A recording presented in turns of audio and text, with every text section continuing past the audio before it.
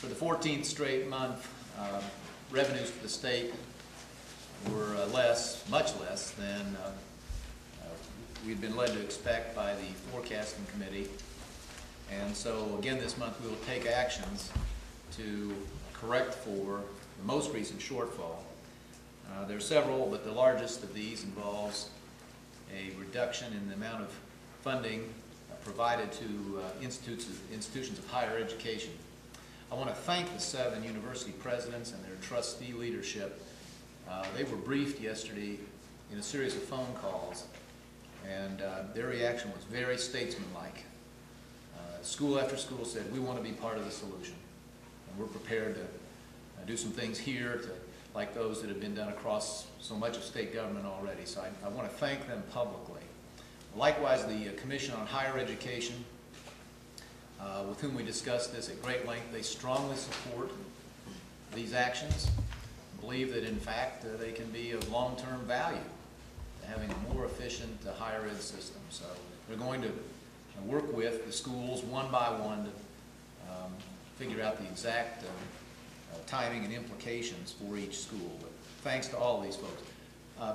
By way of perspective, everyone should know how to think about a 6% reduction. Just as a handful, the reductions to higher ed already in Maryland 10%, Alabama 13%, Tennessee 15%, Virginia 20 to 30, Nevada 36% reduction. In Mississippi, the governor has been forced to propose consolidating their 8 universities into 5. So, like the Commission on Higher Education, we are incredibly interested and intent on having an excellent system here in Indiana. We believe that will continue to be the case even with these regrettable changes. And I again thank the schools and the Commission for the way in which they received this news. We will likewise appreciate the understanding of the legislature. The leadership has been briefed, and I'll let them speak for themselves, but my impression is they likewise understand the necessity of the steps we've been taking. I hope the public likewise will see that we find these moves very unwelcome, but we will do what is necessary to protect the taxpayers of Indiana against either the severe service disruptions or the tax increases that are happening in almost every other state. Governor, we're looking at the possibility of tuition increases for students at higher ed because of these cuts, or have you told the college university presidents just try to eat as much of this as you can? That's a question best directed to them and the Commission, but the tuition obviously for this year is set, so there'll be no change anytime soon.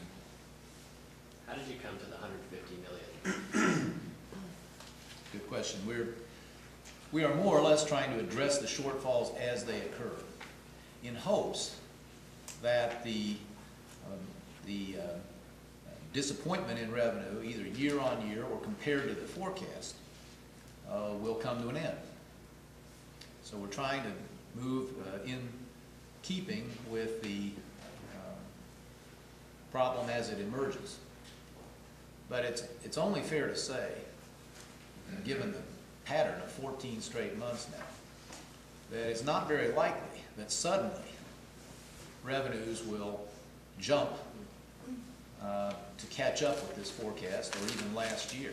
I hope that'll happen over the course of the next few months, but it's not likely to happen immediately. So there's no way to promise today that these are the last changes we'll have to make. Can you talk a little bit about this decision to suspend the matching contribution to state employees? Yeah, well, it's interesting. We have a suggestion box, always have for state employees, and in particular, lately, we've solicited state employees for their own ideas, and there have been a lot of good ones, but I'm told this was the single most often mentioned item. The employee said, we'll still have a deferred compensation plan, and this doesn't make a lot of difference to me if this will help, and it's worth $9 million. So we thank those many employees, apparently, who independently thought of this, and we might not have come up with it without their help. Let me just mention, you've seen this before. This is the do-nothing chart. This is what happens if we do nothing. This was the budget using what we all now know was a dramatically flawed forecast of revenue. This is the if the pattern of shortfall continues all the way through the period, we would drain the reserves. We would use all the rainy day funds by sometime late next summer. This is if the pattern, the losses we've experienced stop. And starting next month, revenues match the previous year. We still have, now, we have not done nothing. We've done essentially this amount of work to protect, at least not to use more than the reserves we have. But again, not clear that the erosion will stop suddenly, but let's hope so. You chose to cut higher ed, you could have cut K through 12. Can you discuss the decision to go that well, I guess, first? Well, it's not first. Before, Yeah. prior to, I should say. As we visited on this over time, first we had a budget which prioritized K-12. The budget calls for an increase in K-12 spending while cutting essentially everything else. The steps we have taken since that budget, of course, have come in every other area of government. Education, both K-12 and higher, is our highest priority along with the safety of Hoosiers. So it'll be the very, very last resort. But it is half the budget. We've essentially been squeezing 1/4 of the budget for the savings to date. Higher ed's about 13%, and so we have found it necessary to move to that portion.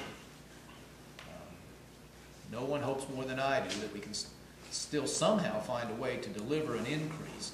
Indiana may be the only state in America, surely there are very few, thinking of any increase for K-12 spending. Whether we can preserve that increase, I don't yet know. For now, that's our intention. If you have another month like this one, 140, 50 million in the hole, is it unavoidable to cut K through 12 next Too summer? soon to say. I'll just say we'll look at every other choice first. If today's, if not taking action today would have depleted all the reserves by next July, at what point on this downward curve with today's actions are they depleted? Yeah, let's be precise. We've already taken $300 to $400 million worth of actions before we got to today's actions. So this was the chart if we had never done anything except spend what was in the budget. But yes, if the erosion continues, more action will be necessary. And little as we like it, we'll take them. We are not going to be California. We are not going to be Michigan. We're not going to be one of those 40-some states raising taxes on people who are finding it difficult to get by right now. Is there a projection, if you stopped at today's reductions, where you run out of money sometime after July? In the roughest of terms, we would probably stagger to the end of the 2-year budget cycle with having used all the reserves. You'll remember that the budget, in the budget compromise, we agreed to use $300 million out of 1.3, not a quarter of the rainy day reserves. We would use all of them on the current track, even having taken the actions that we have taken, if things don't improve. Can you talk about what you're going to ask the General Assembly to do when they get back in January? Well, we're visiting with them. I visited with both the Speaker and Senate leadership this week. We're batting ideas back and forth. There are a couple that I'm sure about. Not for the first time. I'll ask them to allow us to consolidate some of the 300 boards and commissions that we have, many of which are duplicative or have outlived their time. And a major item, we will ask them, not for the first time, to allow us to manage 2 public retirement funds, public employees and teachers' retirement funds, manage them together. They'll still be separate funds. They'll still have their own totally separate existences. It will be completely transparent to the pensioner. But we believe we can save tens of millions, maybe $50 million, the biggest piece from paying a lower fee. So if somebody on Wall Street gets a little bit smaller bonus because we bid them down on their management fees, I think that's not a problem. Are you considering any changes to tax credits or anything like that? Not at the moment, but, you know, again, it's a time of give and take, and if the General Assembly has some ideas too. Let me just be clear what we're talking about here. The General Assembly's been very helpful in passing a budget that gives us the opportunity to make changes to deal with these circumstances. If it were not for that flexibility, we would not look much different than other states today. But there are some things that would require statutory change, like a combined management of perf and turf. And so I think we're probably going to bundle a few of those into a bill, even recognizing this is a short session. I'm hoping the General Assembly will give that a look, give us some tools we don't have now.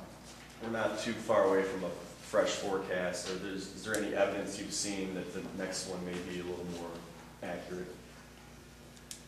I hope it's a lot more accurate. I have empathy for those on the forecasting committee. The world changed dramatically, and their black box and their methods simply lost complete touch with reality. And by the way, this happened in most states as far as I can tell. But all we're asking for is accuracy, and they've missed by billions of dollars. We have to have a clear understanding of what we're dealing with. The General Assembly deserves to know how much money there is to work with. And so I'm very hopeful you'll see a very, very different and more accurate forecast soon. We're not going to like it, I'm sure, but the starting point for serving the public well is good facts. And so I'm sure we'll see something different, and I suspect very different than the one they did just 5 months ago. On the cars, we talked about the Department of Administration cutting back some cars. Yeah. How do you plan on doing that? Well, I've been doing it since the day we got here. We took a couple thousand out in the first year or two. We just continue to ask the question, is it really necessary? Can we operate, for example, with a motor pool as opposed to people taking a car, one for each person? How many of those cars really have to go home with the employee at night? You know, this is one of hundreds of examples of small things, some very tiny things, that do add up if you do them relentlessly and are willing to look in every corner for something that might stretch a tax dollar. And cars is not the smallest example at all. Have you set a specific goal on that front, number of cars to be reduced or anything like We want that? to reduce to the number absolutely necessary to do the business of the state. And we think we've still got some room to go there. Governor, in recent weeks, you've talked about states operating with thousands fewer employees than when you came into office. Why do you consider that a good thing? And are these sort of permanent employee reductions, or are they more because we're not hiring?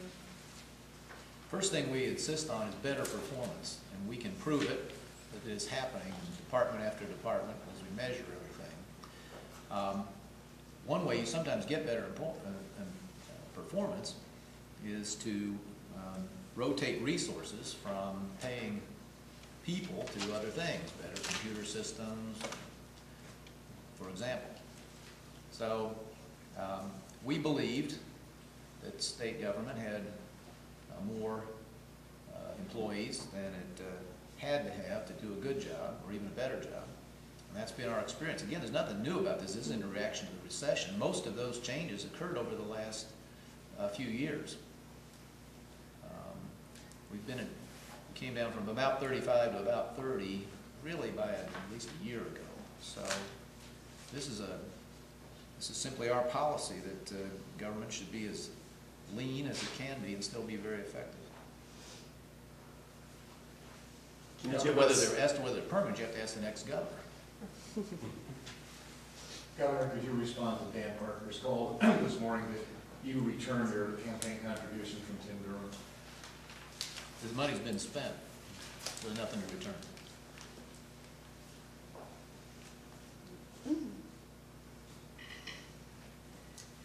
Anybody else? Oh, one more thing. as we meet, at their request, our team is briefing Senator Bayh and Senator Lugar, who have been asking us what would be the effect on Indiana, what would be the cost to Hoosiers of the health care bill that's on the Senate floor. And that analysis was completed last night. It reflects really a shocking cost, well over $2 billion over the next few years, and much of it starting next year. After the senators have been briefed, you'll all be welcome to the analysis that's been prepared. But let me just say that everything we just talked about, all the difficulties that we are facing to keep the state in the black, will become dramatically harder if that bill passes in anything like the form it's in now. I already saw it as a terribly flawed piece of legislation and also very dangerous to the taxpayers of our state, but our analysis says it's much, much worse than that. And so I hope the senators appreciate their asking for this information, and I'm sure they're going to receive it with the same sense of grimness that I did. If there's a state opt-out in the final bill, will you seek to have Indiana opt-out? Too soon to know. I'll just tell you that if that bill passes in anything like its current form, it's a disaster for taxpayers in this state. I think it'd be terrible for the healthcare system of America. And certainly, whoever has responsibility ought to look to see if there's a better way for Indiana. Is the majority of that cost due to a Medicaid expansion, or? That's a big part, but it comes in various forms. One I find especially, one we discovered, remember the bill's 2,100 pages long. We don't think we could possibly have found it all. Our people say this is what they found so far. But for instance, one reason that we're stronger shape than most states is that we have controlled prescription drug spending in our Medicaid program. We have some pretty tough contracts. The federal government in this bill plans to take those savings from us for itself. And that would start next year, even though the bill itself doesn't kick in conveniently till right after the next presidential election. So what I already could see was a badly flawed piece of legislation is even worse, far worse than I imagined, and particularly from the standpoint of taxpayers in this state. And would the HIP plan essentially cease to exist? Probably. It would add, by the actuary's estimate, hundreds of thousands of people. 1 in 4 Hoosiers would be on Medicaid, and presumably that would take everybody who's in HIP today. One other What's your thing. reaction to unemployment figures out today, a slight decrease, fewer number of jobless claims filed since December of '07? Hadn't seen it, but even slight good news is welcome. Let's hope that it's the start of the trend. On Tim Durham, I wanted to follow up. Do you think that people are making too much of connections between him and who he's contributed to politically, whether it's the prosecutor or others? Is this It's or should for folks- people to decide for themselves. But you know, I don't know anything about his business. I don't know what charities he gave to as well. I know there were lots, so I just don't know. But I would, that's for people to decide each on their own. Anything else? Thank you.